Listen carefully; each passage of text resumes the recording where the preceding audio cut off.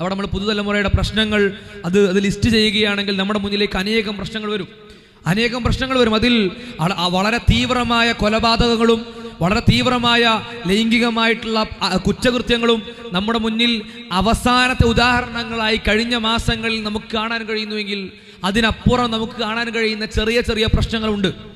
ചെറിയ ചെറിയ പ്രശ്നങ്ങൾ എന്ന അർത്ഥത്തിൽ നമ്മൾ വായിക്കുന്ന ഒരുപാട് പ്രശ്നങ്ങളുണ്ട്.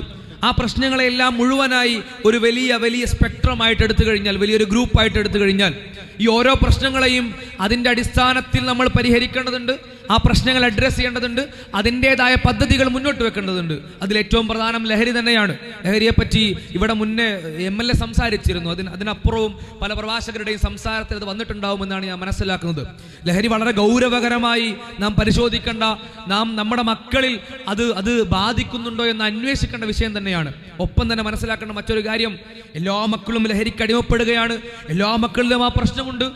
എൻ്റെ മകൻ അതിനുള്ള സാധ്യത, എൻ്റെ മകൾ അതിനുള്ള സാധ്യത ഉള്ള ഒരാളാണ് എന്ന അർത്ഥത്തിൽ നമ്മൾ മക്കളെ നോക്കുകയോ മക്കളോട് പെരുമാറുകയോ ചെയ്യുന്നൊരവസ്ഥ എല്ലായ്പ്പോഴും ഉണ്ടാവുകയും ചെയ്യരുത്. ഒരു പാരന്റിൽ നിന്ന് ഒരു പക്ഷേ ലഹരിക്കെതിരെ നിൽക്കുന്ന, തൻ്റെ കൂട്ടുകാർക്കിടയിൽ ലഹരിക്കെതിരെ നിലപാടുകൾ എടുക്കുന്ന, ലഹരിയോട് നോ എന്ന് പറയുന്ന, അത് ഉപയോഗിക്കുന്ന ആളുകളെ മാറ്റി നിർത്തുന്ന നമ്മുടെ മക്കളുണ്ടാവാം. വളരെ ഗൗരവകരമായി ആ വിഷയത്തെ എതിർക്കുന്ന, അതിൻ്റെ പേരിൽ അവഗണനകളും കളിയാക്കലുകളും നേരിടുന്ന കുട്ടികളുണ്ടാവാം. അതേ കുട്ടികൾ, ആ കുട്ടികൾ എവിടെ നിന്നാണ് അവർക്ക് അപ്രിസിയേഷൻ കിട്ടേണ്ടത്, എവിടെ നിന്നാണ് അവർക്ക് പ്രോത്സാഹനം കിട്ടേണ്ടത്, നല്ല വാക്കുകൾ കിട്ടേണ്ടത് എവിടെ നിന്നാണ്? അവരുടെ പാരൻസിൻ്റെ അടുത്തു നിന്നാണ്. അവരുടേതെന്ന് കരുതുന്ന ഉറ്റവരായ മുതിർന്നവരുടെ അടുത്തു നിന്നാണ്. അതേ മുതിർന്നവർ ഇവരെ സംശയത്തിന്റെ കണ്ണുകളോട് കൂടി നോക്കുകയാണ്. നീ ലഹരി ഉപയോഗിക്കുന്നുണ്ടോ? നീ എന്താണ് അങ്ങനെ ചെയ്തത്, ഇങ്ങനെ ചെയ്തത് എന്ന അർത്ഥത്തിലുള്ള ചോദ്യം ചെയ്യലുകൾ നമ്മുടെ കണ്ണിൽ, മാതാപിതാക്കളുടെ കണ്ണിൽ ഞാൻ ഇപ്പോഴും ഒരു സംശയത്തിന്റെ നിഴലിലാണ് നിൽക്കുന്നത് എന്ന് ഒരു കുട്ടിക്ക് തോന്നും വിധമുള്ള പെരുമാറ്റം ഒരിക്കലും ഈ പ്രശ്നത്തെ ഗൗരവകരമായി നമ്മൾ പരിഗണിക്കുമ്പോഴും അതിൻ്റെ അപകടങ്ങൾ നമ്മൾ മനസ്സിലാക്കുമ്പോഴും അതില്ലാതാക്കാൻ ശ്രമിക്കുമ്പോഴും നമ്മൾ ഗൗരവകരമായി ശ്രദ്ധിക്കേണ്ട കാര്യമാണ്. നമ്മുടെ അടുത്തുനിന്ന് ആ കുട്ടിക്ക് അത്തരത്തിലൊരു അനുഭവം ഒരിക്കലും ഉണ്ടാവാൻ പാടില്ല. അത് കുട്ടിയെ നയിക്കുന്നത് പിന്നെ നന്മ ചെയ്യാനുള്ള പ്രചോദനം കുറയുന്നൊരവസ്ഥയിലേക്കാണ്. നന്മ ചെയ്തതുകൊണ്ട് എനിക്ക് എവിടെ ഒന്നും പ്രോത്സാഹനങ്ങൾ കിട്ടുന്നില്ല. നല്ല കാര്യം ചെയ്യുന്നത് കൊണ്ട് കൂട്ടുകാരൻ അവഗണിക്കുകയാണ്, എൻ്റെ ഉമ്മയൊപ്പി എന്നെ അവഗണിക്കുകയാണ്. അവരുടെ കണ്ണിൽ ഞാൻ സ്റ്റിൽ സംശയത്തിന്റെ നിഴലിലാണ്. അവിടെ കുട്ടികളോട് തുറസായ സംസാരങ്ങൾ ഉണ്ടാകുന്ന വീടകങ്ങൾ അത് നിർബന്ധമായും അനിവാര്യമായും ഉണ്ടാവേണ്ട അവസ്ഥകളാണ്. ആ വീടകങ്ങളിൽ നിന്ന് കുട്ടികൾക്ക് ഇത്തരത്തിൽ അവർ ചെയ്യേണ്ട കാര്യങ്ങൾ എന്തൊക്കെയാണെന്ന നിർദ്ദേശങ്ങൾ ലഭിക്കേണ്ടതുണ്ട്. ആ നിർദ്ദേശങ്ങളിലൂടെ കുട്ടികൾ ചെയ്യുന്ന ഓരോ കാര്യങ്ങൾക്കും അത് വാക്കുകൾ കൊണ്ടെങ്കിലും നമ്മൾ പ്രോത്സാഹനം നൽകേണ്ടതുണ്ട്, അവർക്ക് റിവാർഡുകൾ നൽകേണ്ടതുണ്ട്. അതിലൂടെ മാത്രമേ നന്മ ചെയ്യുന്നതിലുള്ളൊരു പ്രചോദനം ആ കുട്ടിക്ക് ലഭിക്കുകയുള്ളൂ. ഒപ്പം തന്നെ വളരെ സീരിയസ് ആയിട്ട് തന്നെ കുട്ടിയിൽ ഇത് ബാധിക്കുന്നില്ല, ലഹരിയുടെ വിഷയത്തിൽ എൻ്റെ കുട്ടി പെട്ടുപോകുന്നില്ല എന്ന ഒബ്സർവേഷൻ, നിരീക്ഷണവും അതിൻ്റെ ഒപ്പം ഒരു പാരന്റിന്റെ അടുത്ത് നിന്ന് ഒരു രക്ഷാകർത്താക്കളുടെ അടുത്ത് നിന്ന് ഉണ്ടാവേണ്ടതുണ്ട്. ഇത് രണ്ടും ഒരേ സമയം കൊണ്ടുപോകാൻ നമുക്ക് സാധിക്കേണ്ടതുണ്ട് എന്നുള്ളതാണ്. മക്കളെ മുഴുവൻ, ജനറേഷനെ മുഴുവൻ തെറ്റുകാരാക്കുന്ന ഒരു സമീപനം ഒരിക്കലും നമ്മുടെ ഭാഗത്തുനിന്ന് ഉണ്ടാവരുത്. ഭൂരിഭാഗം മക്കളും ഇതിനെതിരെ നിൽക്കുന്നവർ തന്നെയാണ്. ഇത് സമ്മർഹട്ടിനും മറ്റു മോറൽ ക്ലാസ്സുകൾക്കും പോയി അവരോട് സംസാരിച്ചത് എന്നുള്ള എക്സ്പീരിയൻസ് എന്നാണ് പറയുന്നത്. അവരിൽ ഒരുപാട് ആളുകൾ ഇതിനോട് നോ പറയുന്ന, ഇതിനെതിരെ നിൽക്കുന്ന, ഇതിനെ മോശമായി കാണുന്ന ആളുകൾ തന്നെയാണ്. എന്നാൽ അത്തരം വളരെ ദീനീപരമായി ധാർമ്മികമായി ശ്രദ്ധിക്കുന്ന കുടുംബങ്ങളിൽ നിന്നും അത്തരം അനുഭവങ്ങൾ ഉണ്ടാവാം. അതിനുള്ള സാധ്യതയും തള്ളിക്കളയരുത്. ഇതിന്റെ മധ്യത്തിൽ നിൽക്കാൻ നമുക്ക് കഴിയണം എന്നുള്ളതാണ്. ലഹരി അടക്കമുള്ള ഒരുപാട് വിഷയങ്ങൾ അത്തരത്തിൽ അധാർമികമായി കിടക്കുന്നു. ഞാൻ ലഹരി കുറച്ച് പ്രധാനമായതുകൊണ്ട് പ്രത്യേകം എടുത്തു പറഞ്ഞതാണ്. എന്നാൽ അത് മാത്രമാണോ? ഒരുപാട് അധാർമികതകൾ കിടക്കുന്ന വേളയിൽ നമ്മൾ ഈ അധാർമികതകൾക്കെല്ലാം, പ്രത്യേകിച്ചും പുതിയ തലമുറയിൽ കണ്ടുവരുന്ന അധാർമികതകൾക്കെല്ലാം പരിഹാരം നമ്മൾ കാണുന്ന വേളയിൽ ഒരൊറ്റമൂലിയായി ഈ പ്രശ്നങ്ങളെല്ലാം പരിഹരിക്കപ്പെടുന്നൊരവസ്ഥയിൽ തലമുറയെ വളർത്താൻ പറ്റുന്ന ഒരു മാർഗമായി നമുക്ക് എന്താണ് മനസ്സിലാക്കാൻ സാധിക്കുക? ഓരോ പ്രശ്നങ്ങൾക്കും അതിൻ്റെതായ മാർഗങ്ങളുണ്ട്, രീതികളുണ്ട്, പദ്ധതികളുണ്ട്. അത് ഗൗരവകരമായി പരിഗണിക്കേണ്ട അതേ പ്രാധാന്യത്തോടു കൂടി ഇവയെല്ലാം പരിഹരിക്കാൻ, ഇവയിൽ നിന്നെല്ലാം മുക്തമായ രീതിയിൽ തലമുറ വളരാൻ നമുക്ക് എന്ത് മാർഗമാണ് കുട്ടികളുടെ മുന്നിൽ വെക്കാൻ പറ്റുക? അതിന് വലിയ ഗവേഷണങ്ങളുടെ ആവശ്യമൊന്നുമില്ല. ആ മാർഗത്തെ കണ്ടെത്താൻ വേറെ എവിടെയോ പോയി പഠിക്കേണ്ട ആവശ്യമൊന്നുമില്ല. ആ മാർഗം എന്താണ് എന്നത് സകല അധാർമികതകളിൽ നിന്നും മനുഷ്യരെ രക്ഷിച്ചെടുക്കാൻ വേണ്ടി നമുക്ക് ഒരുപാട് മുന്നേ നമ്മുടെ സ്രഷ്ടാവ് നൽകിയിട്ടുണ്ട്. നമ്മുടെ സ്രഷ്ടാവ് നൽകിയ മാർഗം തന്നെയാണത്. 1500 കൊല്ലം മുമ്പ് അഥവാ 7-ാം നൂറ്റാണ്ടിൽ മുഹമ്മദ് നബി സല്ലല്ലാഹു അലൈഹി വസല്ലമയിലൂടെ അല്ലാഹു തആല ഇറക്കിയ അതേ ഗ്രന്ഥത്തിൽ, അതേ ആശയത്തിൽ ഇവക്കുള്ള പരിഹാരമുണ്ട്. ഞാൻ വീണ്ടും ആവർത്തിക്കുകയാണ്, പുതിയ പരിഹാരങ്ങൾ നമുക്ക് വേണമെന്ന് പറയുന്ന അതേ ഗൗരവത്തോടെ നമ്മൾ മനസ്സിലാക്കണം. ആ പുതിയ പരിഹാരങ്ങൾ ഉണ്ടാവേണ്ടത് ഈ അടിസ്ഥാനങ്ങളിൽ നിന്നാണ്. ഒരാൾ തെറ്റിൽ നിന്ന് വിട്ടു നിൽക്കണമെങ്കിൽ, അധാർമികതയിൽ നിന്ന് വിട്ടു നിൽക്കണമെങ്കിൽ, അയാൾ തിന്മയ്ക്ക് അടുക്കാതിരിക്കണമെങ്കിൽ അയാളോട് നമ്മൾ പറയേണ്ടത് ആ തിന്മയുടെ അപകടങ്ങളെപ്പറ്റി മാത്രമല്ല. ആ അപകടങ്ങളെ പറ്റിയുള്ള സംസാരം ഒരുപക്ഷെ അയാളെ തീവ്രമായി അതൊന്നും പിന്നോട്ട് വലിച്ചു കൊള്ളണമെന്നില്ല, പ്രത്യേകിച്ചും ഇക്കാലത്ത്. കാരണം അവരോട് പഠിപ്പിക്കപ്പെടുന്ന കാര്യങ്ങൾ പലതാണ്, അവരെ ഈ തിന്മയിലേക്ക് നയിക്കുന്ന വിഷയങ്ങൾ പലതാണ്. നിങ്ങളുടെ ജീവിതം അത് നിങ്ങളുടെ തെരഞ്ഞെടുപ്പാണ്. നിങ്ങൾക്ക് തിരഞ്ഞെടുക്കാൻ നിങ്ങളുടെ ജീവിതത്തിൽ ഓരോ കാര്യങ്ങൾ. നിന്റെ ജീവിതത്തിലെ കാര്യങ്ങളിൽ മറ്റൊരാൾക്ക് ഇടപെടാൻ എന്താ അവകാശമാണുള്ളത്? നിന്നോട് പറയാൻ അവൻ ആരാണ്? നിന്റെ കാര്യമല്ലേ. എൻ്റെ ജീവിതത്തിൽ അമ്മ എന്തിനാ പറയുന്നത്? ഉപ്പ എന്തിനാ പറയുന്നത്? ഞാനല്ലേ ഇത് കഴിക്കുന്നത്? ഞാനല്ലേ ഇങ്ങോട്ട് പോകുന്നത്? നിങ്ങളാരാ എന്നോടത് പറയാൻ? ഇതിൻ്റെ പല ധ്വനിയിലുള്ള, പല തീവ്രതയിലുള്ള സംസാരം നമ്മൾ പലരിൽ നിന്നും കേട്ടിട്ടുണ്ടാവും. ഇത് നമ്മൾ ലിബറൽ ആശയങ്ങൾ നമ്മുടെ ഇടയിലേക്ക് കടന്നു വരുന്നതൊക്കെ പറയുന്ന വേളയിൽ നമ്മുടെ വിചാരം എന്തോ ഒരു മതമോ ഒരു പ്രത്യയശാസ്ത്രമൊക്കെ പോലെ ഞങ്ങൾ ലിബറലിസക്കാരാണ്, ഞങ്ങൾ ലിബറലിസം പറയുന്ന ആളുകളാണ്, ഇതൊക്കെയാണ് ഞങ്ങൾ ആശയങ്ങൾ, ഇതൊക്കെ നിങ്ങൾ സ്വീകരിക്കണം എന്ന് ആരോ വന്ന് കുട്ടികളെടുത്ത് പറഞ്ഞ് ഓക്കെ ഞങ്ങളത് സ്വീകരിക്കാമെന്ന് കുട്ടികൾ സമ്മതിച്ച് പോകുന്നൊരു ആശയമല്ലത്. ഈ ആശയം എങ്ങനെ പ്രവർത്തിക്കാന്ന് വെച്ചാൽ, ഈ ആശയത്തിന്റെ പ്രവർത്തന രീതി എങ്ങനെയെന്ന് വെച്ചാൽ, മനുഷ്യരുടെ മുന്നിൽ, പ്രധാനമായും പുതിയ തലമുറയുടെ മുന്നിൽ സ്വാഭാവികമായ ലോകം ഇങ്ങനെയാണ്, റിയാലിറ്റി ഇങ്ങനെയാണ്, ശരിക്ക് ലോകം ഇങ്ങനെയാണ് ഉണ്ടാവേണ്ടത്, ഇതാണ് ന്യായം, ഇതാണ് വിപ്ലവം, ഇതാണ് ശരി എന്ന അർത്ഥത്തിലാണ് കുട്ടികളുടെ മുന്നിലേക്ക് ഈ ആശയങ്ങൾ എത്തുന്നത്. എൻ്റെ മുന്നിലേക്ക് ഒരു ലിബറൽ ആശയം വന്നു എന്നല്ല കുട്ടി മനസ്സിലാക്കുക. അങ്ങനെ ഒരു പുതിയൊരാശയം വന്നതായി പോലും കുട്ടിക്ക് തോന്നൂല. എൻ്റെ ഉള്ളിൽ ഒരു സത്യം കിടക്കുന്നുണ്ട്, ഒരു റിയാലിറ്റി കിടക്കുന്നുണ്ട്, ഈ ലോകത്ത് ഞാൻ വീക്ഷിക്കേണ്ടത് അങ്ങനെയാണ്. ആ വീക്ഷണകോണ് കുട്ടിക്കുള്ളിൽ രൂപപ്പെടുന്നത് നേരത്തെ പറഞ്ഞതുപോലെ ആരുടെയെങ്കിലും ലെക്ചറുകൾ കേട്ടിട്ടോ പ്രസംഗങ്ങൾ കേട്ടിട്ടോ ക്ലാസ്സുകൾ കേട്ടോ അല്ല. സാമൂഹ്യ മാധ്യമങ്ങളിലൂടെ വളരെ വളരെ സ്വാഭാവികമായി ഇത്തരം ആശയങ്ങൾ കടന്നു വരുന്നുണ്ട്. ഒരു വെള്ള ചുമരിനെ നോക്കി ഒരു 200 ആളുകൾ നമ്മുടെ മുന്നിൽ നിന്ന് പറയുകയാണ് അതൊരു മഞ്ഞ ചുവരാണ് എന്ന്. സ്വാഭാവികമായും ആ വെള്ള ചുമരിനെ കാണുന്ന നമ്മൾ പോലും കൺഫ്യൂസ്ഡ് ആവും, അതിന് ശരിക്കും നീല ചുമരാണോ? നമുക്ക് പോലും സംശയം വരും. ഇത് നമുക്ക് വ്യക്തമായി അറിയുന്ന കാര്യത്തിൽ അത്തരം സംശയങ്ങൾ വരുമെങ്കിൽ കുട്ടികളുടെ ലോകവീക്ഷണം രൂപപ്പെടാത്ത സമയത്ത് കുട്ടികൾ ഉപയോഗിക്കുന്ന മൊബൈൽ ഫോണിൽ അവർ കാണുന്ന റീലുകളിൽ, അവർ കാണുന്ന അനേകം കണ്ടന്റുകളിൽ, അതിലൂടെ അവർക്ക് ലഭിക്കുന്ന സന്ദേശങ്ങൾ അത് എത്രത്തോളം അവരുടെ ലോകവീക്ഷണത്തെ സ്വാധീനിക്കുന്നുണ്ടാവും. ഇത് കുട്ടികൾക്കിടയിൽ വളരെ എക്സ്പ്ലിസിറ്റായി നമുക്ക് കാണാൻ കഴിയില്ല. നേരെ മറിച്ച് ചില പ്രത്യേക പ്രവർത്തനങ്ങൾ വരുന്ന വേളയിൽ എന്തുകൊണ്ട് അവർ ഇത്തരം കാര്യങ്ങൾ തിരഞ്ഞെടുത്തു, എന്തുകൊണ്ട് അവർ ഇത്തരം നിലപാടുകൾ സ്വീകരിച്ചു എന്ന അന്വേഷണത്തിനൊടുവിലാണ് നമുക്ക് മനസ്സിലാവുക. ഈ അന്വേഷണത്തിനൊടുവിലാണ് നമുക്ക് ബോധ്യപ്പെടുക ഈ കുട്ടി ഈ തീരുമാനത്തിലേക്കും ഈ നിലപാടിലേക്കും എത്താൻ ഈ ആശയമാണ് കാരണം. ഒരാളുടെ ഡ്രഗ് ഉപയോഗിക്കുന്ന വേളയിൽ നമ്മൾ അയാളോട് പറഞ്ഞു കൊടുക്കുകയാണ്, ഈ ഡ്രഗ് ഉപയോഗിച്ചാൽ നിന്റെ ആയുസ് കുറയും. ആയുസ് കുറഞ്ഞോട്ട് എനിക്കെന്താ? ആയുസിനപ്പുറം ഞാൻ പ്രിഫർ ചെയ്യുന്നത് എൻ്റെ ഈ നിമിഷത്തിലെ സന്തോഷമാണ്. എനിക്ക് തിരഞ്ഞെടുക്കാനുള്ള സ്വാതന്ത്ര്യമല്ലേ. നിന്റെ ബുദ്ധിശക്തി കുറയും, ശരീരത്തിന്റെ ശേഷി കുറയും, നിനക്ക് വലിയ രീതിയിലുള്ള ആഘാതങ്ങൾ ഉണ്ടാവും, ശ്രദ്ധ കേന്ദ്രീകരിക്കാൻ കഴിയില്ല, നിന്റെ ക്രിയേറ്റിവിറ്റി ഇല്ലാതെയാവും, നിന്റെ പ്രൊഡക്ടിവിറ്റി ഇല്ലാതെയാവും. എന്താ കുഴപ്പം? എനിക്ക് പ്രശ്നമില്ല. ഇതിനേക്കാളൊക്കെ അപ്പുറം ആ നിമിഷത്തിൽ എനിക്ക് ലഭിക്കുന്ന സുഖത്തെയാണ് ഞാൻ തിരഞ്ഞെടുക്കുന്നത്. ഒരാൾ അങ്ങനെ പറയാണ്, എനിക്കത് മതി, ആയുസ് കുറഞ്ഞോട്ടെ കുഴപ്പമില്ല, ഞാൻ പെട്ടെന്ന് മരിച്ചു പോയിക്കോട്ടെ കുഴപ്പമില്ല, ആരോഗ്യം പോയിക്കോട്ടെ കുഴപ്പമില്ല, ഞാൻ അതിനെ തിരഞ്ഞെടുക്കുന്നു എന്നൊരാൾക്ക് പറയാനുള്ള സ്വാതന്ത്ര്യമുണ്ട്, അവകാശമുണ്ട് എന്ന് അവൻ പോലും അറിയാതെ അവന്റെ മനസ്സിലേക്ക് എത്തപ്പെടുന്നു. അത്തരത്തിലുള്ള ആശയങ്ങൾ ഫീഡ് ചെയ്യപ്പെടുന്നു എന്നുള്ളതാണ്. ഇത് വളരെ ഗൗരവകരമായി നമ്മൾ മനസ്സിലാക്കേണ്ട ഒരു കാര്യമാണ്. ഈ അടിസ്ഥാനത്തിൽ പ്രവർത്തിക്കുന്ന ഇത്തരം ആശയങ്ങൾ ഇല്ലാതാക്കണമെങ്കിൽ, അടിസ്ഥാനത്തിൽ പ്രവർത്തിക്കുന്ന ഇത്തരം ആശയങ്ങൾ ഇല്ലാവതാവണമെങ്കിൽ, നേരത്തെ പറഞ്ഞതുപോലെ അതിനുള്ള പരിഹാരം അത് മറ്റെവിടെയോ കിടക്കുന്ന പരിഹാരങ്ങളല്ല. അതിനുള്ള പരിഹാരം അത് 15 നൂറ്റാണ്ടുകൾക്ക് മുമ്പ് പ്രവാചകൻ പറഞ്ഞ അതേ പരിഹാരം തന്നെയാണ്. അത് ഉപയോഗിക്കേണ്ട രീതി വേറെ ആയിരിക്കാം, ആ പ്രവാചകൻ പരിവർത്തിപ്പിച്ച സമൂഹത്തിന്റെ പ്രകൃതം നമുക്ക് നോക്കിയാൽ മതി. മതത്തിന്റെ ദൈവികത ബോധ്യപ്പെടാൻ അത് മാത്രം മതിയാവുന്നതാണ്. മദ്യത്തെ തങ്ങളുടെ ജീവിതത്തിന്റെ ഭാഗമാക്കിയ ഒരു ജനതയോട് ഫഹൽ അൻതും മുൻതഹൂൻ, നിങ്ങൾക്കിനിയും മാറാൻ, നിങ്ങൾക്കിനിയും മാറ്റത്തിന് സമയമായിട്ടില്ലേ എന്ന ചോദ്യം വിശുദ്ധ ഖുർആൻ ചോദിക്കുന്നു. മദ്യത്തിന്റെ കുപ്പികൾ പൊട്ടുന്നു, മദ്യത്തിന്റെ കൂജകൾ ഇല്ലാതെയാവുന്നു. ആ പൊട്ടിയ കൂജകളിൽ നിന്നും മദ്യം തെരുവോരങ്ങളിലൂടെ ഒഴുകുന്നു.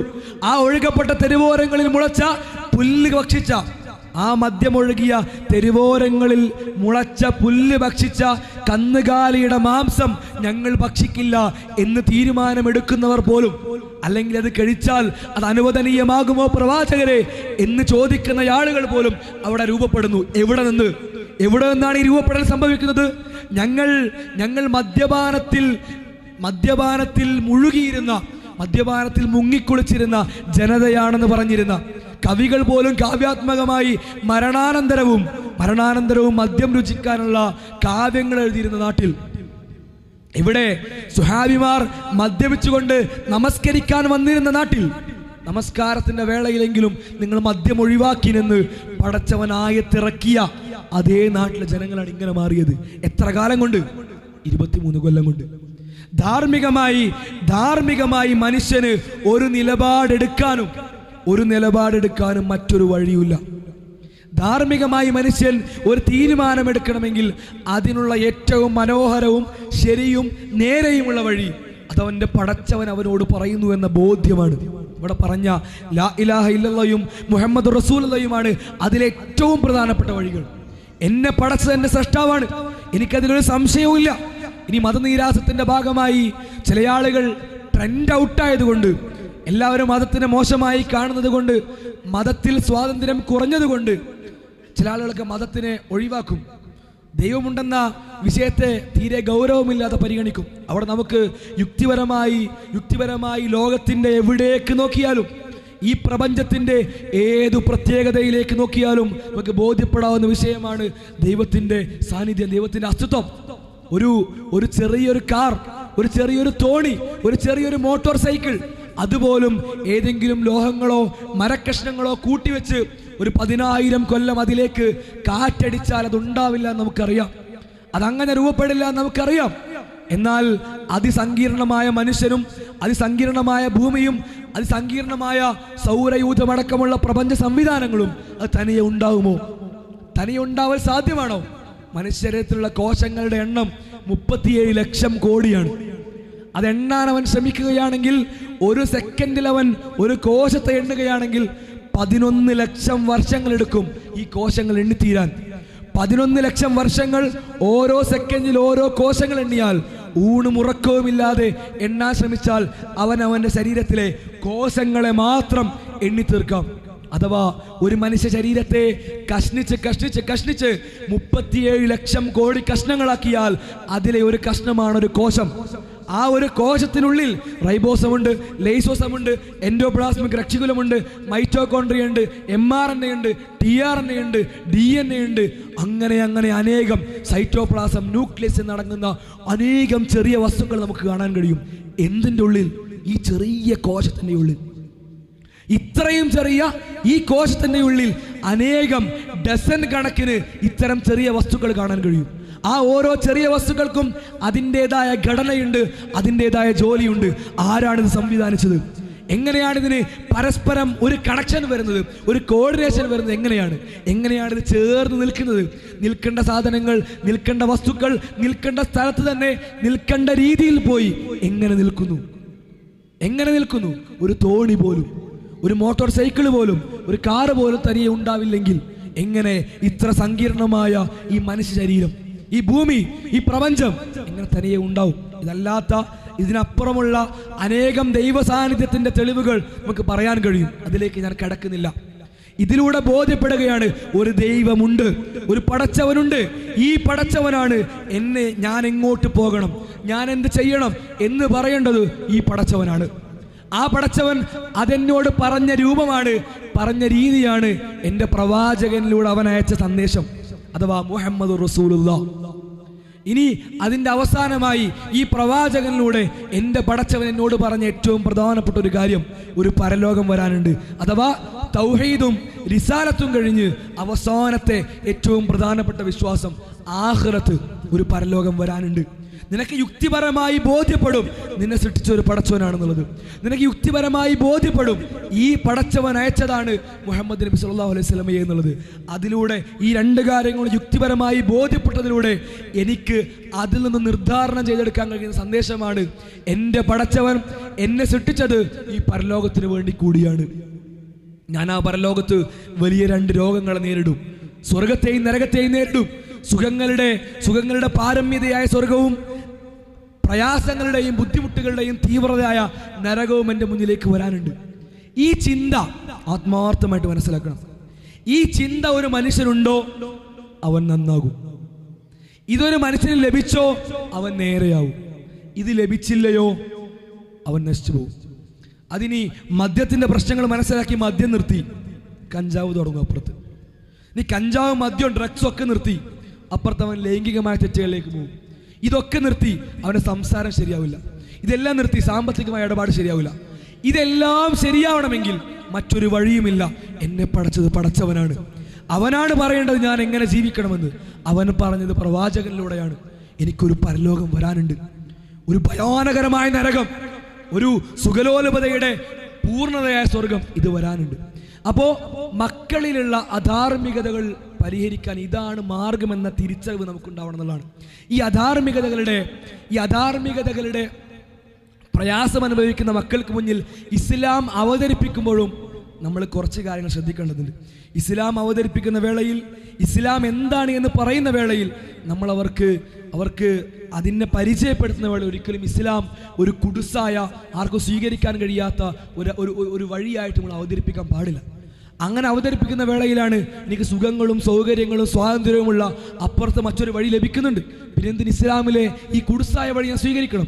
അവിടെ നമുക്ക് ഇസ്ലാമിനെ പരിചയപ്പെടുത്തുമ്പോൾ എത്ര മനോഹരമാണ് ഇസ്ലാം എന്ന് പറഞ്ഞു കൊടുക്കാൻ പറ്റണം. ഇസ്ലാമിൽ ഹറാമുകളല്ല ഹലാലുകളാണ് കൂടുതലുള്ളത് എന്ന് പറഞ്ഞു കൊടുക്കാൻ പറ്റണം. ഇസ്ലാമിൽ മറ്റൊരു മതത്തെയും പോലെ മനുഷ്യന്റെ അടിസ്ഥാനപരമായ അവന്റെ ശാരീരികമോ മാനസികമോ ആയ ഒരു താല്പര്യങ്ങളെയും പടച്ചവന് വേണ്ടി ത്യജിക്കാൻ ഇസ്ലാം പറയുന്നില്ല.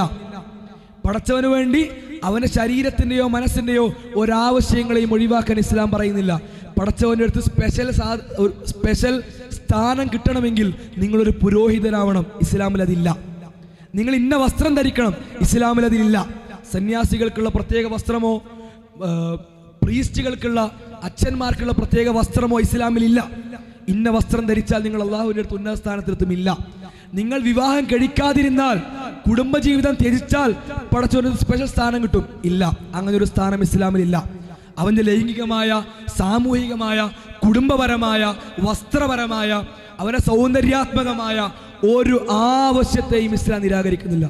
ഇതെല്ലാം ആവാം, ഇതെല്ലാം ഒരു മനുഷ്യനാവാം. ഇതെല്ലാം ഉള്ള ഒരു മനുഷ്യന് അള്ളാഹുവിന്റെ അടുത്ത് ഏറ്റവും വലിയ സ്ഥാനവും നേടാം. കുടുംബമുള്ള, ഭംഗിയുള്ള വസ്ത്രം ധരിക്കുന്ന, ലൈംഗിക ബന്ധത്തിൽ അള്ളാഹുവിനുള്ള പ്രതിഫലം ആഗ്രഹിക്കുന്ന ആ ഒരു പുരുഷന്, ആ ഒരു സ്ത്രീക്ക് അള്ളാഹുവിനടുത്ത് ഉന്നത സ്ഥാനത്തിലെത്താം. അതാണ് ഇസ്ലാം. മറ്റു മതങ്ങളിൽ നിന്ന് എന്തുകൊണ്ട് ഇസ്ലാം വ്യത്യസ്തപ്പെടുന്നു ചോദിക്കുമ്പോൾ, മനുഷ്യന്റെ അടിസ്ഥാനപരമായ ഈ ലിബറലിസം ആളുകളിലേക്ക് ഇത്രയും ആഴ്ന്നിറങ്ങാനുള്ള കാരണങ്ങൾ ഒന്നെന്ന് വെച്ചാൽ, മനുഷ്യന് ആവശ്യമുള്ള വിഷയങ്ങളാണ് ഇത് പറയുന്നത്. പക്ഷെ അത് കുറച്ച് തീവ്രമായിട്ട് പറയുന്നതാണ്. മനുഷ്യന് ആവശ്യമുള്ള വിഷയങ്ങൾ എത്രയും ആവാന്ന് പറയുന്നു.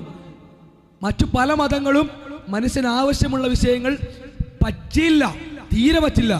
പടച്ചവന്റെ അടുത്ത് സ്പെഷ്യൽ സ്ഥാനം കിട്ടണമെങ്കിൽ അതിൽ ഇന്ന ഭാഗം ഒഴിവാക്കണമെന്ന് പറയുന്നു. ഇസ്ലാം മനുഷ്യന് ആവശ്യമുള്ളതെല്ലാം അവന് കൊടുക്കുന്നു, എല്ലാത്തിലും ഒരു പരിധിയും വെക്കുന്നുള്ളതാണ്.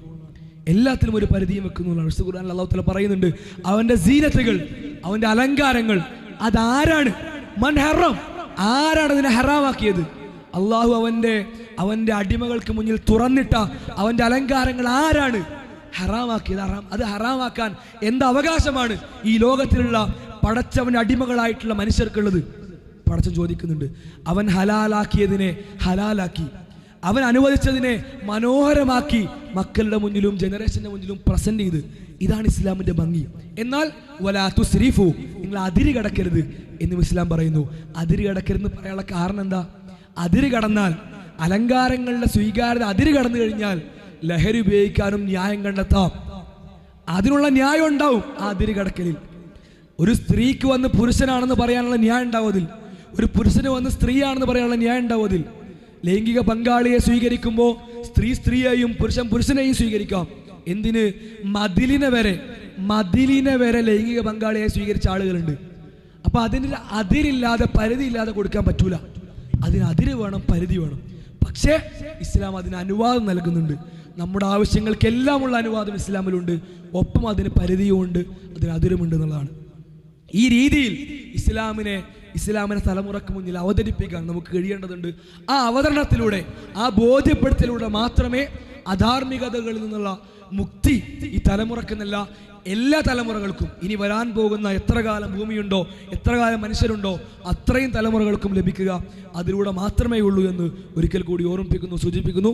അള്ളാഹു നമ്മളെയും നമ്മുടെ മക്കളെയും ഈ നന്മയുടെ വഴിയിൽ, ഈ ഹിദായത്തിന്റെ വഴിയിൽ മരണം വരെ ജീവിപ്പിക്കുമാറാകട്ടെ.